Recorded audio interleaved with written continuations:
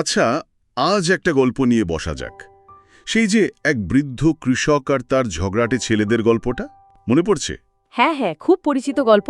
ছোটবেলায় কে না শুনেছে। ঠিক। তো গল্পটা সবার জানা হলেও আজ আমরা একটু অন্যভাবে, একটু গভীরে গিয়ে দেখতে চাইছি। মানে এর ভেতরে আর কি কি দিক আছে সেটা খোঁজার চেষ্টা আর কি। একদম। আমাদের হাতে তো উৎস বলতে এই গল্পটাই, আর কাজ হলো এর ঘটনা, চরিত্র আর আসল শিক্ষাটা একটু ভালো করে বোঝা। ঠিক। তো গল্পটা শুরু হচ্ছে একজন কৃষককে দিয়ে। তিনি একদম জীবনের শেষ দিকে এসে পড়েছেন। আর চিন্তা একটাই। হ্যাঁ, চিন্তা তার ছেলেদের নিয়ে। 3 জন ছেলে, কিন্তু সারাক্ষণ শুধু ঝগড়াঝাটি, মারামারি, একদম বনিবনা নেই। আর কৃষক বুঝতে পারছেন যে এই অবস্থা চলতে থাকলে তো বিপদ, তার অবর্তমানে কি হবে। ঠিক।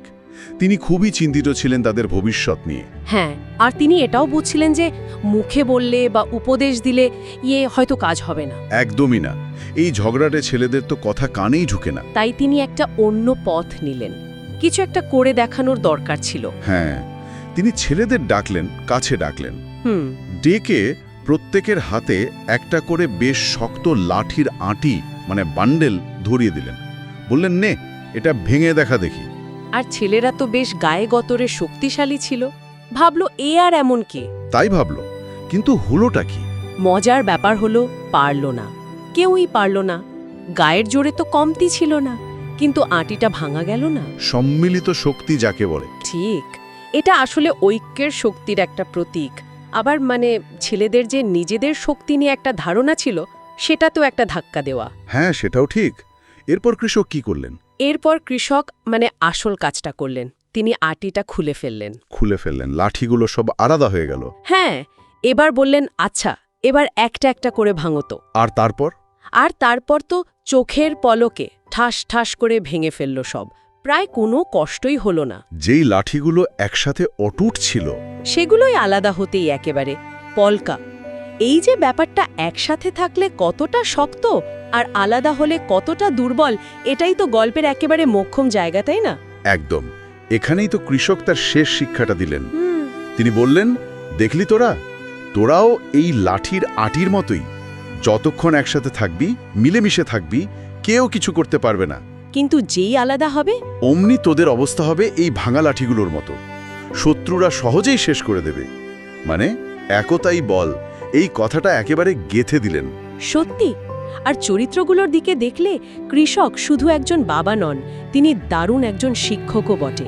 তিনি জানতেন ছেলেদের কিভাবে শিক্ষা দিতে হয়। ঠিক। বকাঝকা না করে এই যে হাতে কলমে দেখালেন, এটাই বেশি কাজে দিল। আর ছেলেরাও বুঝল। হয়তো প্রথমে বাবার কথা রাখতেই চেষ্টা করেছিল, কিন্তু যখন নিজেরা কাজটা করল, প্রথমে পারল না, পরে পারল, তখন বিষয়টা মাথায় ঢুকল। একদম। তারা শুধু কানে শোনেনি, ব্যাপারটা অনুভব করল, আর তখনই বাবার কথার আসল মানেটা বুঝতে পারল। আর প্রতিজ্ঞা করল যে একসাথে থাকবে। হ্যাঁ, ভবিষ্যতে মিলেমিশে থাকার শপথ নিল তারা। গল্পটা এখানেই একটা ভালো বার্তা দিয়ে শেষ হচ্ছে। তাহলে সব মিলিয়ে দেখলে গল্পটা আমাদের শেখাচ্ছে যে ঐক্য কতটা জরুরি। শুধু তাই নয়, বিভেদ বা অনৈক্য যে কত সহজে আমাদের দুর্বল করে দিতে পারে, সেই হুঁশিয়ারিটাও দিচ্ছে। ছোটখাটো ঝগড়া, অহংকার, এগুলো কি মারাত্মক হতে পারে। ঠিক। তবে এই গল্পটা শোনার পর একটা প্রশ্ন কিন্তু মনে আসেই। গল্পে তো বিষয়টা বেশ সরল, একতা মানেই ভালো, বিভেদ মানেই খারাপ। কিন্তু বাস্তব জীবনে, পরিবারে বা ধরুন বৃহত্তম সমাজে, যেখানে নানা রকম মত থাকে, সংঘাত থাকে, সেখানে কি পরিস্থিতিটা এতটাই সরল? কৃত্রিম ঐক্য কি সবসময় ভালো? হ্যাঁ, বা আসল ঐক্য গড়ে তোলার পথটা কি আরও অনেক বেশি জটিল নয়? এটা কিন্তু একটু ভাবার মতো বিষয়, তাই না? অবশ্যই ভাবার বিষয়।